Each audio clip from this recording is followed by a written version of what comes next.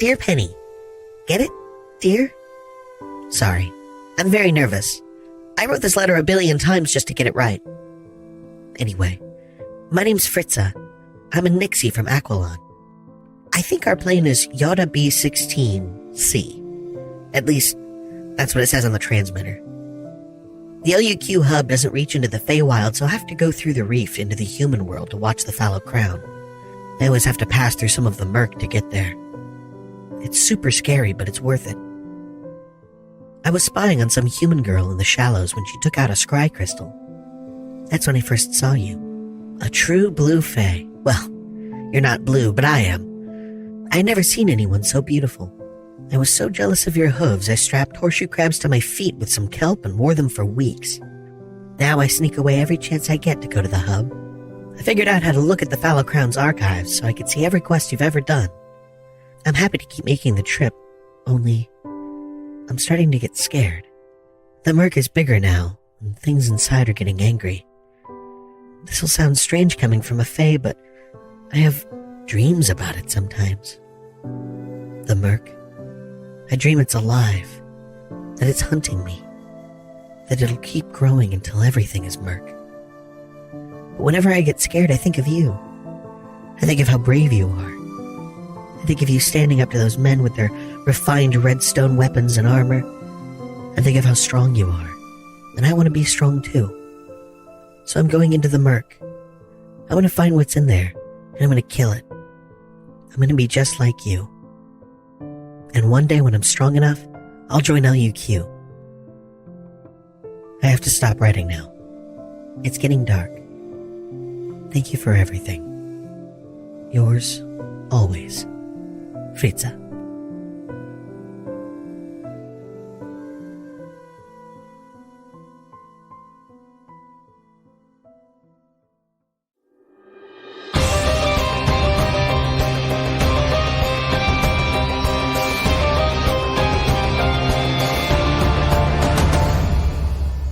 A dim golden-purple twilight glow settles down on the amphitheater as Rhea takes you in with her moonlit eyes. You have come. Was there a reality in which we did not? Yes. Singulars often make choices well outside of our purview. Usha furrows his eyebrows at hearing that. He doesn't say anything, but he finds a nice chunk of ruined masonry to sit on. We have been led here one at a time by your siblings. And I'm sure you know why we're here. But if you don't, I'm happy to explain. Yes. As I predicted, the Darkwood spreads. The war will reignite. And those people down there will be armed and trained, so that they might die in battle only to be born again, and repeat the endless cycle. It's not supposed to. It's not supposed to spread. Not unless something's gone wrong. The war's supposed to stay contained. This isn't right. You know something of this? I kind of pulse my angelic features a little and say, my lineage is from the plane of war. We did not meet when last I faced your Fallow Crown. No, I was otherwise occupied. You were at war. Yes, I was. I am Rhea, the flowing stream, goddess of the moon, and sister to the one you call Penny. One of Penny's sisters is a goddess? Technically, we are all gods and goddesses, only lesser. Or in waiting. We call her Penikos. Yes. Yet another change. It's an honor to meet you, Rhea. I hope that there's some good we can do while we're here. She looks Diavos. She was foolish to come after you. Uneducated in the way of greater beings. I would have warned her if I was able. It is not your fault, counter to what everyone is likely telling you. You did as you must. When I have no doubt that it was a choice Penny would have made in many incarnations. But the end result is still heartbreaking. It's important that you understand that mortals have a tendency to want to obviate themselves of guilt and find a subject that they find more comfortable. Your friends blame you, but it is they themselves who share a good portion of the blame. They just haven't accepted that yet. Wusha sort of sinks into himself and grumbles. I see things as they were, and I see them as they are reflected upon me, like the faces of the moon. But I do not know what is to come. Only that you will enter the Darkwood, find the creature that you allowed to steal my sister's soul, and destroy her. Wusha is going to look at Iavos, moving his lips like he's desperately holding words back. I'm just going to lean in real close so he can at least whisper to me. We ain't about to destroy nothing, Bout Pen. We're going to bring her back. Can we do that? She's a plural, right? You can't destroy a plural. She is but one manifestation of this plurality. To end her is to end something unique. Penny, as you knew her, Penikos now, the greater being whose name I hold secret, is a creature of good. And this being perverts the nature of good. She is an aberration, and such aberrations are not reborn when they are destroyed. They simply cease to be. I see. So no special conditions then, just end it. I hope that when you find her, you will know what to do. It is not in my sight to control the actions of singulars. And this version is the one that's tied to the Blackwood. Yes. Freed by Penny's arrogance. Locked away so long ago, in a tower of both mind and body. Kept there, secure. That was the deal. The bargain that was struck with the Darkwood. That the seed of it would be held, silent, and in exchange we maintain peace. And we allow our people to rot and decay. She gestures towards the cities. Once we were a world of progress, development, ambition. We were the heaven to those who sought more and better. But the Darkwood sundered us. Choices were made, deals were struck, and now we pick at what is left of the world, accepting bliss, but seeking nothing. There was a trial we faced in which Penny fabricated a sort of mind palace for us, and while it was supposed to be created through our imagination, I feel as though part of it was real, and we met face to face, spoke with iterations of her, a warrior, a child, a youth lost in a garden, and the last one that we encountered was dark and cruel and spoke malicious, honeyed words, and the soil and water around her turned black as pitch. Yes. She did not know of this thing, but her mind must have reached out and touched it, made it real, filtered it through her current form. And if we can find this corruption and set it right, is there any chance we can get Penikos back? What you ask is absurd. A concept such as Penikos, the one you understand, is unique, much like this Darkwood entity is unique. Bringing her back is not something we can do because she has not gone anywhere. She is an idea, and if it manifests again, that is as the cosmos wills. But I will do what I can to help you. You have to understand that me and my siblings cannot enter this place. The war must be avoided, and for us to set foot would bring an end to all things. Wusha is going to look at Iavos again, his eyebrows sort of like raised up, his lips quivering. Speak, Wusha. Iavos, does it work like the meat wagon? If we think about her enough, is she going to show up here? That makes sense. You've read too many fairy tales. Wusha is very quickly going to look at Rhea and shut his mouth. So once again, we are the tools of plurals. You are asking a task of us. What is our payment to kill our own friend? I ask you no task.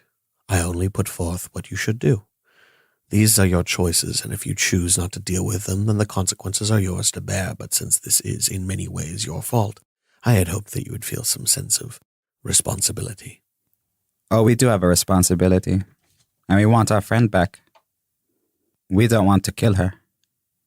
Perhaps I'm speaking for all of us, but do we agree, Fallow Crown? Usha emphatically nods his head and stomps his big old foot a couple times. I don't think that we're being directed to kill Penikos or Penny. This is something else, and we have to keep that in mind. And while it is a part of her, it's more like cutting away a cancer and letting the body heal on its own than slitting a throat. Although we can get more information when we're face to face. But this creature, it took her place. It was waiting.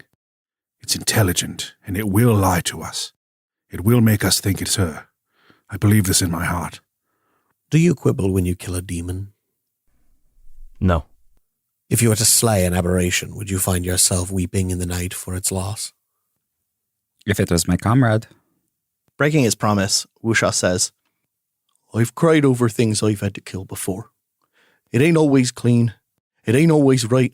Sometimes it leads you to places you never wish to go. If there's another solution we can find, here and now, if we go into that horrible place, I'll be the first one to do it. A beautiful novelty of your limited existence. You can do whatever you wish, and in fact you must, for it is not mine to decide what will happen, only to divine it. But, in order for your optimal outcome to come to fruition, you will need a catalyst. Please, gestures to the altar. The siblings come to the altar and kneel before it in a circle, leaving space enough for all of you. Wusha will head over, bend the knee on his bad leg, and support himself with his good one. No stranger to ritual. I will fall into place quietly, watching curiously. I join them. Gaspar will reluctantly join. Echo walks past you and lays down on the altar. Rhea lifts her arms, and as she does, a ray of moonlight shines down from the sky, encircling the altar and all of you. It feels as though a blanket of lead has been placed on your shoulders. You could stand, you could move, but the comfort of that pressure keeps you in your place. Echo's nervous smile begins to falter as her eyes flutter and shut. I cast word without rhyme or timbre. In the name of Calliope ne Thilikos, and Zeal ne Arsenikos, bring forth my sister. I offer word. She gestures to each of you. Speak of her. Hal steps forward. Penny was my friend, my comrade in arms, a teammate. She supported us, set us up, and we did the same. When we ascended to hero, we fought a creature, a strange reflection of a creature she had seen before. Something she said was like the Darkwood. I was willing then to give my life that she could lend the final blow, to lend her my strength as she had lent me hers so many times. And I'm willing to do it again. From the very first moment that I saw Penny, I knew I would hate her. Then there was the second and third moment as we made our way through the tests of the LUQ. She did something that I had never seen plurals do. Appreciate the novelty of what we singulars do. I think that is why I fell in love, at least a little. How could you not grow attached to someone growing before your eyes, like a childhood friend? In the moments leading up to her transition into Penikos, the ritual meant to save her life, her being. When given the choice, I thought we had decided on the same thing. I told her to trust in what she believed and just remember who you are. I thought she would turn away from plurality. I thought she had finally understood. And she betrayed me. She chose what I did not want, but she chose what was correct for her. And so, all the love I had for Penny is inherited by Penikos. I ain't never had a lot of stability in my life. Moved from ship to ship, crew to crew, task to task, like the winds were carrying me about. I knew that I would stand through still and storm with the lot of you, long as you would add me. But for a while you were just another crew, another group of people, temporary in my life. And I was okay with that, come to terms with it even. But old Pen shook that up. She came to me when I thought it was my time to leave. She came to me when I thought my sails had died down and my time here was over. She told me something I ain't never forgotten, and until now never knew how to repay her. She said to me I were her best friend, and that dropped an anchor so hard, I thought I'd stay in that spot forever. But that was stolen away from me, and I ain't gonna drift again. I ain't gonna lose the chance to tell her how I think and I feel. I ain't gonna sacrifice the idea that she means the same to me as well. I never been good at showing that, but I won't be robbed this opportunity.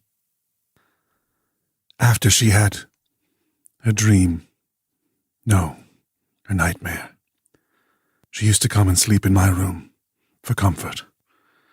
She came to me to put her mind at ease. And I would sing her the lullabies that my mother taught me, and she said they were silly and they didn't rhyme right, and they were too short. But she fell asleep all the same, stole my blankets and kicked me with her hooves. Shoulder to shoulder, drenched in blood and warfare in this game we play, she was the one that smiled. She was the one that had a positive outlook and saw the silver in every cloud, despite everything. And it was a blade that buried into her, that set her on a new path, but it was exerting free will that killed the Penny we knew, that tore her away from what she was. How cruel a thing, to be punished for following your heart. But I wanted to know more and watch her grow, and I will do anything to continue that study. Be it Penny, Penikos, or whatever form comes after. Family gives me strength, and she is mine forever. I offer blood. Each sibling, save Echo, cuts their wrist and bleeds on the altar. And I offer a vessel of flesh. Rhea of the Moon raises a dagger of pearl, and with each line she drives it into Echo's heart. Arise, Kara, child of Thilikos and Arsenikos. Arise, Kara, daughter of brother and sister wed. Arise, Kara, begotten of the Darkwood.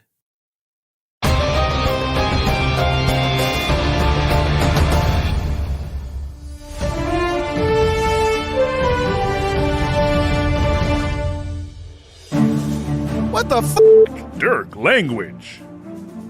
What the f***? It would seem Penelope Fun. Are you telling me that Penny Goodest Girl Farthing is some incest baby grown in a nightmare womb? Succinct and horribly inaccurate, as usual.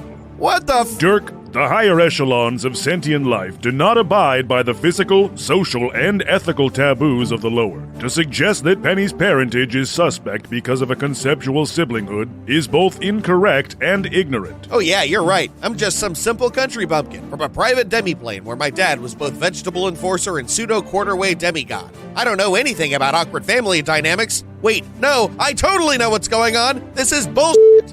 It's one thing for Snurge, the fart god of Feta Q90, to dick down his mom, who's also a horse, because it's the only way to kill their cosmic mega daddy, who also happens to be a robot. It's totally something else for a League member to drop a heaping plate of broccoli with shit gravy onto the League's lap. Dirk? Rusty, character drama's one thing, but this is something else. This is too much. I'm surprised you feel so strongly about the integrity of the LUQ. The LUQ. Rusty, this is why those bastards attacked the press conference. People died because of her, and not some DPS tank gutted in a throwdown against an acid weasel.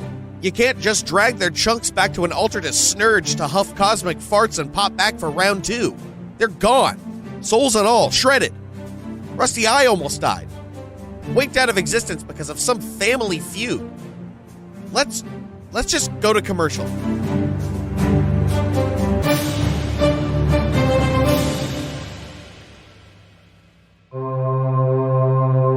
We're about to witness a planar phenomenon, a keyhole between worlds that only marketing can penetrate. Join me as we glimpse into the Adverse.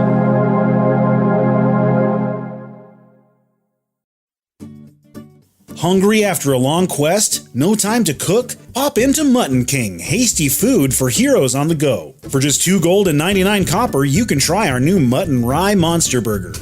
2 slabs of gray, gristly hot mutton smothered with beet puree and blue cheese between 2 slabs of hardtack with salted pickled potato ribbons and a queen-sized wine.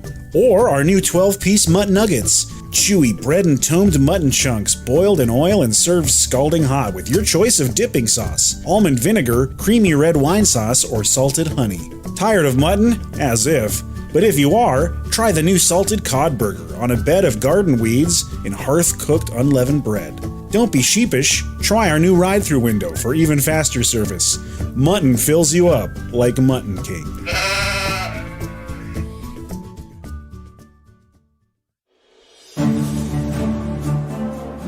Hail, you cuties! Luck be a mid-roll tonight. In case you missed the follow-up, the Goblin Up event at Wayfinder me and Zach DM'd at was a huge success and a ton of fun. Not only is the second one scheduled for February 27th, but me and Zach are both signed up to DM again, and tickets are selling fast. You can find ticket sales at wayfinder.beer or follow the link at the LUQ.com. While you're there, you can also find links to me and Zach's DM hiring pages if you want to commission either of us to run a game for you and your friends. This chapter finale is totally wild, so we hope you're ready for what's to come. It came to my attention recently that despite plugging the Patreon all the time and talking about how great the community in the Discord is, I rarely mention how many of the Patreon rewards you can get just on the Discord. The bonus content channel is loaded with cutting room floor bloopers, bonus art, and photos from behind the scenes, and Q&A with the actors and dungeon masters happens all the time. It really is an awesome space. And speaking of the Patreon, our current legendary mid-roll teams are the Titans Rise, the Ceaseless Horde, and this week's featured team, the Twilight Concord, with Maisie, Mike Gordon, Big Boy Roy, and Caitlin Oliver. For personal messages or advertising opportunities, reach out to admin@slap-studios.com. Watch live streams of the new episodes Monday night with Dana at twitch.tv/slap-streams. We're going to attempt to do some more Nuzlocks in February if we can manage. At least we'd like to. Our temporary mailing address while fixing some P.O. Box shenanigans is 2511 Southeast Pine Street, Portland, Oregon 97214, if you have anything you're dying to send to the cast. I'll keep it short and sweet so we can get back to the story, because I don't know about you, but I can't wait to see what happens next.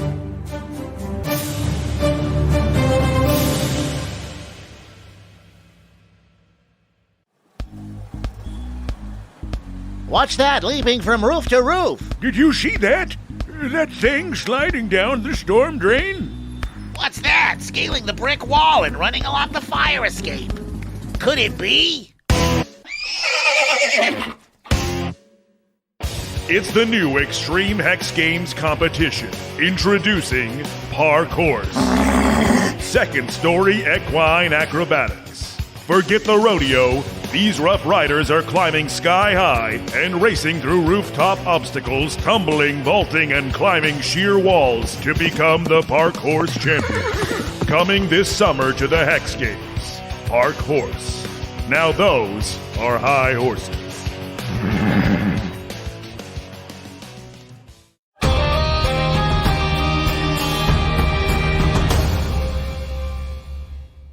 Collecting yourselves, you realize that Echo is gone. In her place, covered in blood, is that same Penelope Farthing that first cast a coin into a well, dreaming of a life of adventure. I wished for adventure, and my whole family is here, and new friends. Who are you? A large, wet stranger, smelling of an empty tide pool, is going to rush toward Penny and do the best he can to scoop her up in a big hug. Oof!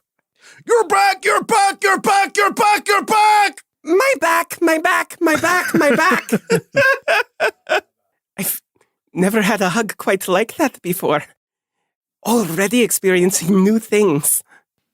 Iavos shoots eyes knowingly to Halifon and Gaspar. Oh dear. And what do you mean you're back? I've been here this whole time. This wasn't what I was a moment ago. Rhea walks to her sister, places a hand on her shoulder, and the blood drips off of her, leaving her clean. But the ragged hole in the clothing, where Echo's heart was, remains. Look, the sun's come up. Do you want to play a game, or we could go swimming, or what do you want to do today? Any game, any race, any swimming, anything you want. Oh dear. Hello. My name is Iavos. It's nice to meet you. It's nice to meet you. I'm Penny. Penny Farthing. I'll look to my allies again. Then I'll look to Rhea. This is who we're bringing into the Blackwoods, then. It is a hollow thing getting exactly what you want, isn't it? As hollow as her. Is everything okay? It's a complicated question, Penny. My name is Halifon Orson Jr. It's nice to meet you, although, in a way, we've met before. That's strange. I don't remember you. I love your sword. Do you go on adventures? I do. We came here to take you on an adventure. That's what I've always wanted. When can we leave? Epiphany climbs atop Apophis' back. As they leave, Zosimos follows. Only Rhea is left of Penny's family. But you only just got here. Or maybe I only just got here. They can't come with us on our adventure. That's too bad. I offer up my hand for a very formal handshake. Oh, I've heard of this. I've always wanted to do this. She reaches out and takes your hand. You can call me Gaspar. I'm Penny. She does not move her hand at all. Gaspar is going to slightly increase the grip and then give it one up and down and then let go. Oh, Can we do that again? That was fun. In time, my sister. For now, you must ready for battle. What kind of game is that? I've never heard that before. It is a bloody one, but one I'm sure you will find yourself quite enamored with. She reaches into a large sack and pulls out a suit of bronze armor, as well as a shield and sword. Have you heard of full contact bocce ball? Yes, I really wanted to play it so many years ago, but I didn't pass the tryouts. It's like that, but no timeouts. She begins to fit you, placing breastplate, bracers, and each piece on your body. Glancing down at the breastplate. Oh, We are going to play bocce ball. She hands you your sword and straps the shields to your arm. What are these for? These are going to make it difficult. She takes your hand, moves the blade to your arm, and cuts you. Ow! As the blood touches the blade, it tarnishes. I don't understand what this is. You will. She begins to walk towards the village. Can't we just go play, like, touch flower arranging or something? You wished for an adventure. And this is what I got, isn't it? We wished for something too. And in the Fey realms, you should be careful what you wish for. That's very true. Wusha is going to look at Hal, Iavos, Gaspar, and start to dwindle a little bit. And he says, I know I'm not supposed to be understanding things, but right now I can't help but try. This ain't right, is it? No, I don't think it is. If it's any comfort, Wusha, I don't think it's wrong either. I think it just is. All right. That makes sense. This is how they want us to do things, and this is their world that we're helping. But it does go to show that when they think that we are having our dreams come true, they truly do not understand singulars. I'm going to walk over to this new Penny and look down at her and say, my name's Wusha. Put a hand on her shoulder. You can call me Woosh if you want to. That's a fun name to say. Woo-sha. It's like the sound the wine lake makes. Wusha is going to close his eyes tight, sort of bite onto his knuckle and say, yep, yes it is, little one. Words are shared in the long walk to the Darkwood. Jokes that you've told before, but they get the same ringing laughter they always did. Until you find yourselves in the Flame Weald, where the Darkwood is burned back. There, at the threshold of so unhallowed a place, you face a familiar threat. In all your adventures, the wood has always represented a test of mettle, stretching your skills, ability, and knowledge to the brink. And yet, as you come to the Darkwood, a path opens itself to you. I'm going to look to this Penelope. Have you been here before?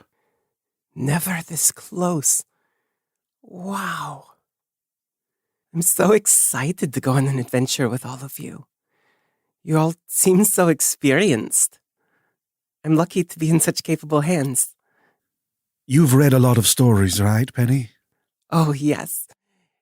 There was a time when I went to the library every day to read more adventure stories. Sometimes in those stories, you know how the hero must confront something difficult, something that's not just a battle.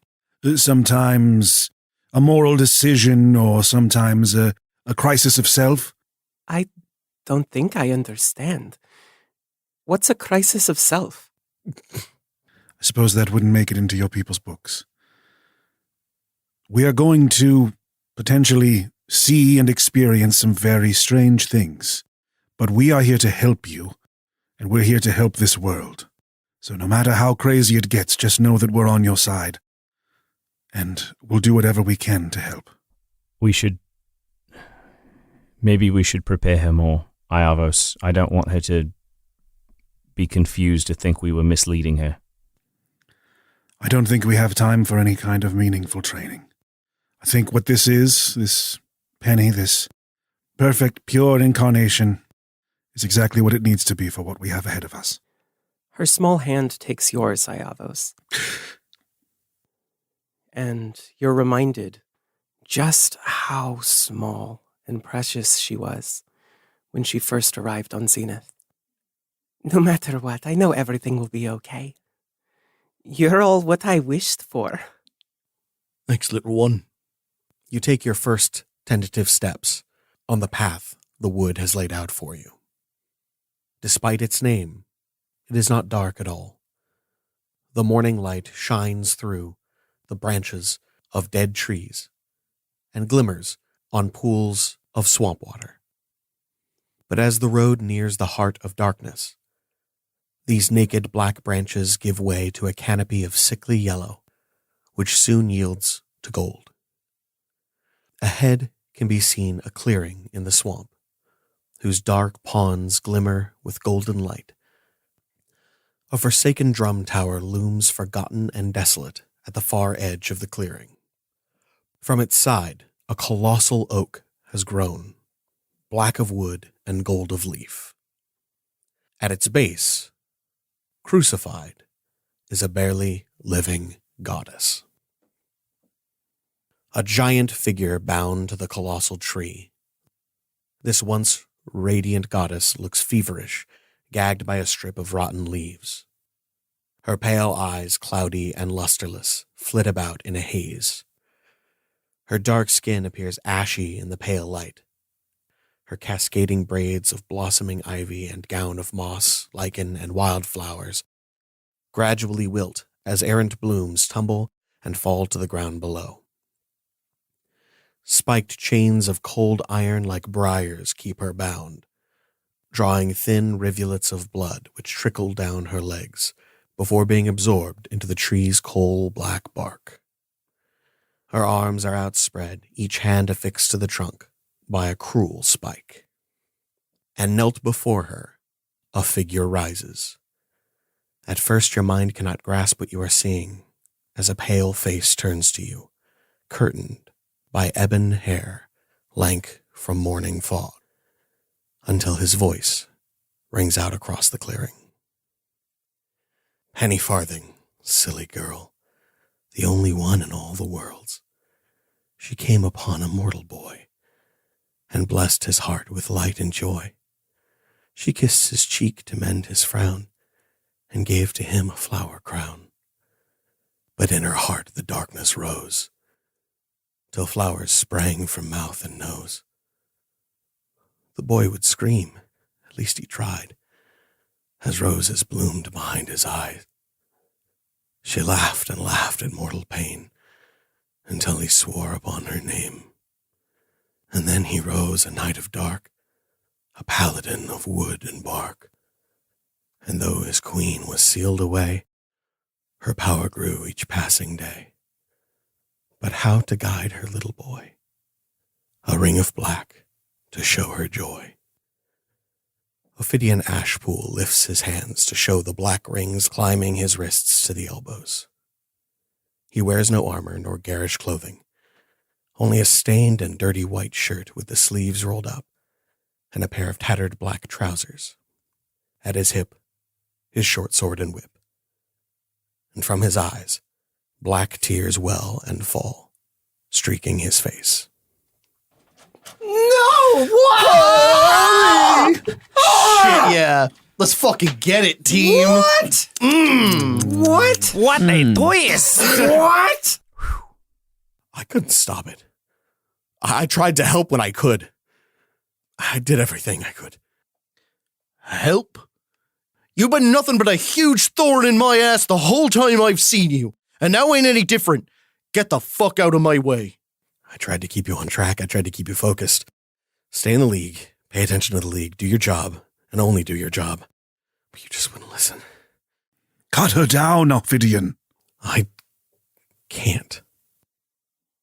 After a moment of silence, you hear a hollow thud, a shield and sword hitting the foliage at your feet. Mama? She doesn't respond. If you won't cut her down, then move aside so that we may. Please, just go. Just turn around and go. You don't have to be here. She can't hurt you if you leave. There ain't nowhere else I'm meant to be, Ophidian. She's done with me, I know it. I can feel it in my heart. She has a new champion. I just don't know who it is. But I'll be dead soon, and I won't be able to help you anymore. I can't protect you. Just leave. All I ask is that you leave. Wusha's right, Ashpool. You've been a thorn in our side since the beginning. You tried to kill Penny in the market with that smite, and I'm not going to let you stop us this time. Get out of the way. And I draw my halberd and charge him. Roll for initiative. To begin, With a 24, we have Ashpool. excellent. Hal, do you want to be on him when you start, or do you want to be with them? I don't think there's any reason for me not to be right there. I'm assuming 1 square away, so your halberd has most effectiveness? Sure. Perfect. Yeah. I mean, he has a whip, so he's got reach too, but... Sure. Reach, fight. The Swiss offense. You can see that his blade and whip are already crackling with magical energy. He anticipated your coming and prepared accordingly. He is going to make a whip attack against Halifon. That is a 22. 22 hits me. Okay. You'll be taking 2d4 slashing, which totals to 6. Okay. And 2d4 poison, which totals 5. Okay. You'll also take an additional 4 from his charisma. Okay.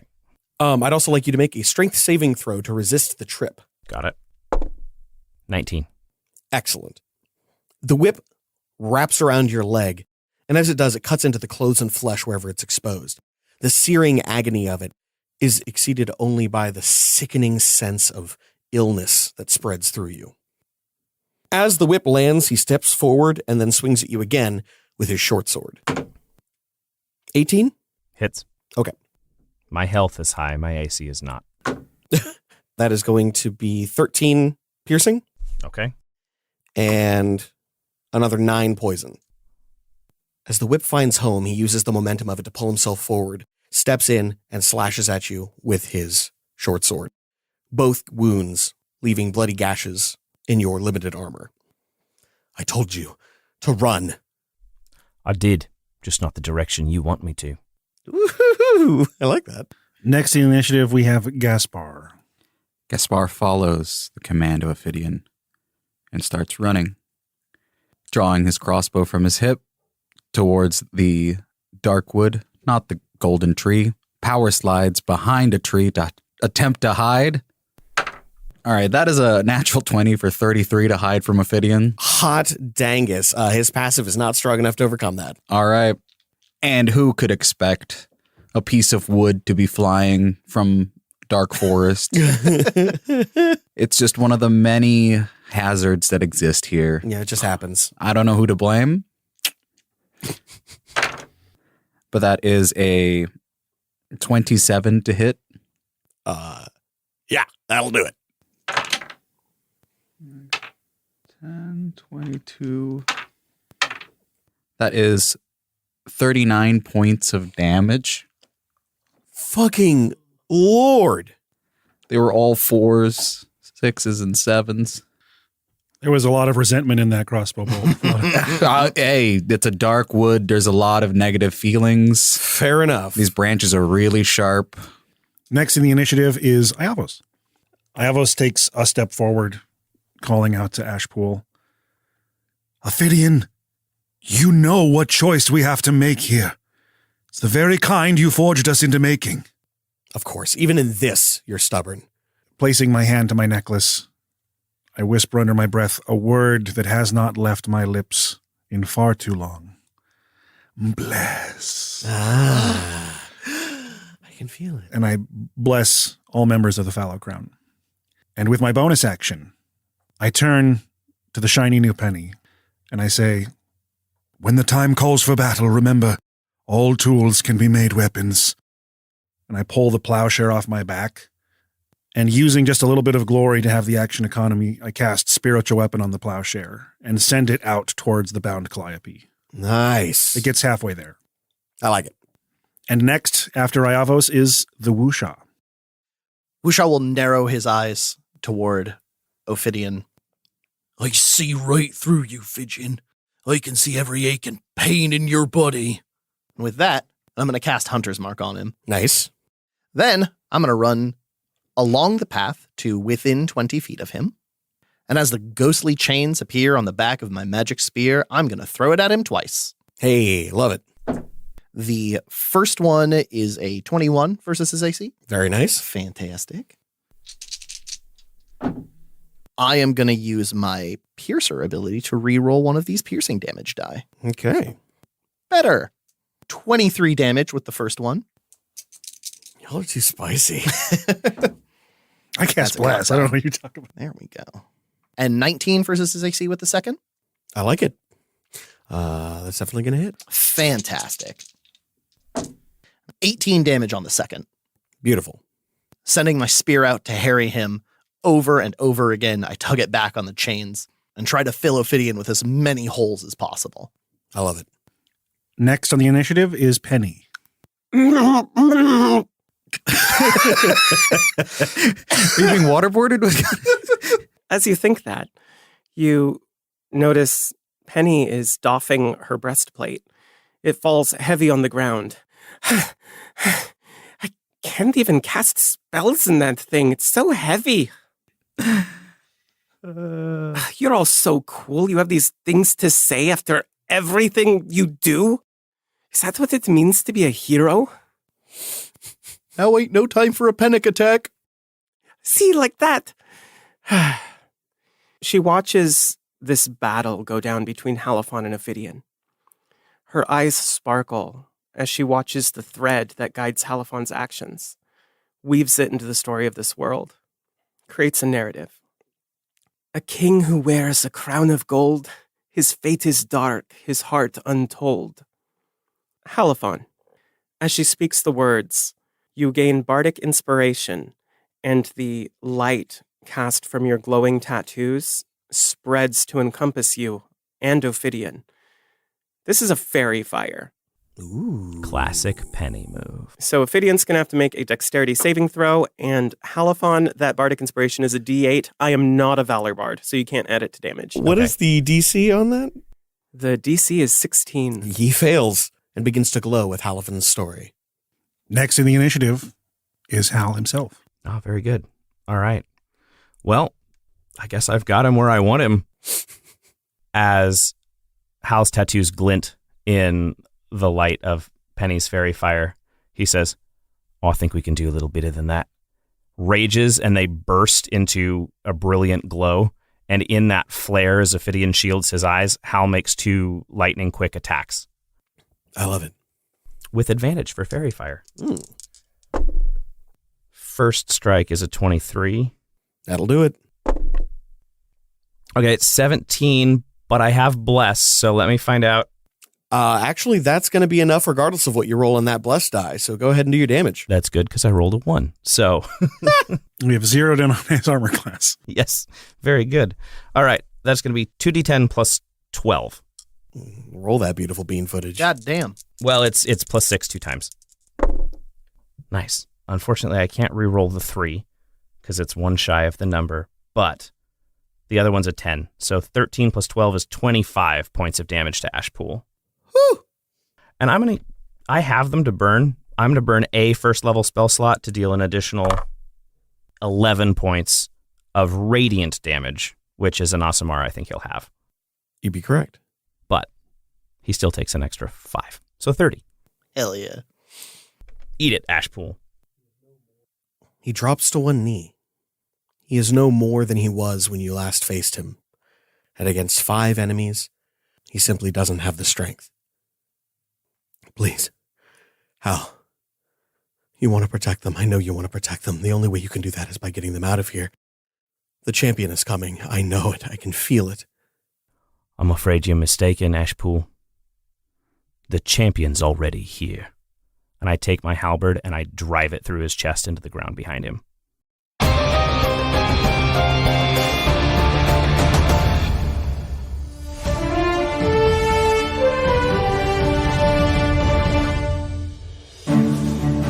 Ophidian Ashpool, captain of the battle standard and apparent servant to the force which launched the attack on the Fallow Crown's press conference, is dead. God damn it! Halifon Orison Jr. is in violation of the LUQ PvP charter. Unsanctioned violence against a player and a killing blow against a downed opponent. Ophidian Ashpool was a part of the league. I don't care if he was sucking rancid milk from some dark tree tit. He did his job and he did it well. Every team he touched was better for it, whether they admit it or not. He was a good captain. He was a good player, even if he wasn't good aligned. What's happening, Rusty? This isn't normal. This isn't right. I know, Dirk. What's going to happen to the Fallow Crown? It would seem an administrative meeting excluding the commissioner has been called to discuss the implications of the Fallow Crown's actions. Betrayal, drama, and violence are to be expected in the League, but this is beyond the pale.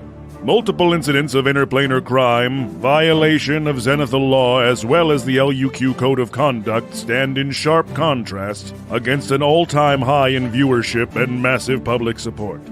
But for disciplinary action or pardon to be dispensed, our heroes must first survive. And as their adventure in Evdaemonia draws to a close, the future of the Fallow Crown is uncertain.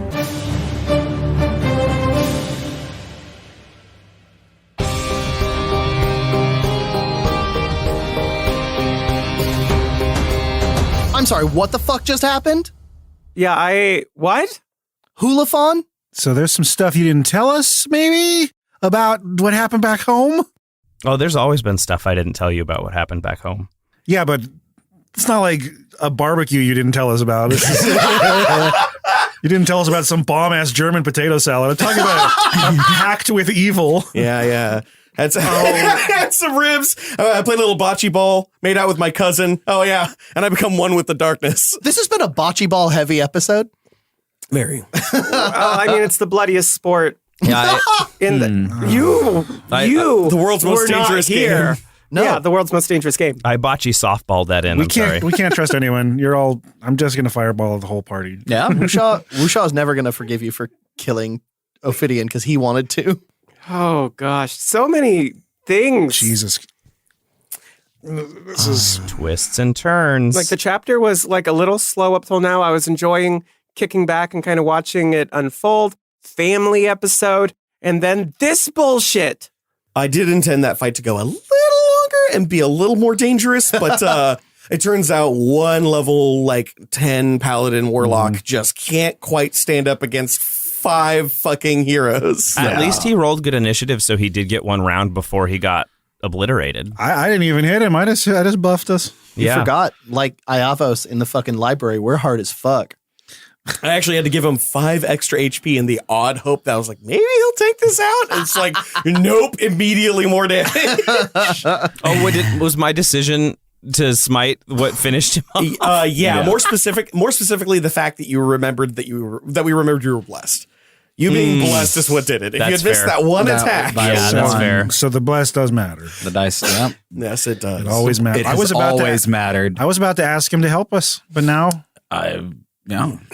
Let's go around and hear some favorite moments. Ooh. Mine... Well, I'll let other people go first. Ahead. No, I shouldn't always go first. All right. Mine was Ophidian being the little boy that Dana Flower murdered. Or not Dana.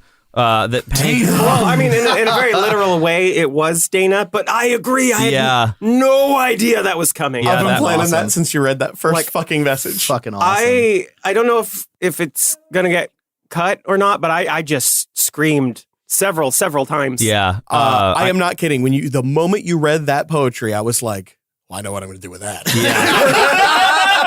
I know Zach has said, I think a couple times in the outro and more than once to us in other conversations, this chapter represents the culmination of some seeds that he's been sowing since episode 1. I did not see the Ophidian Penny history backstory at all. Yeah.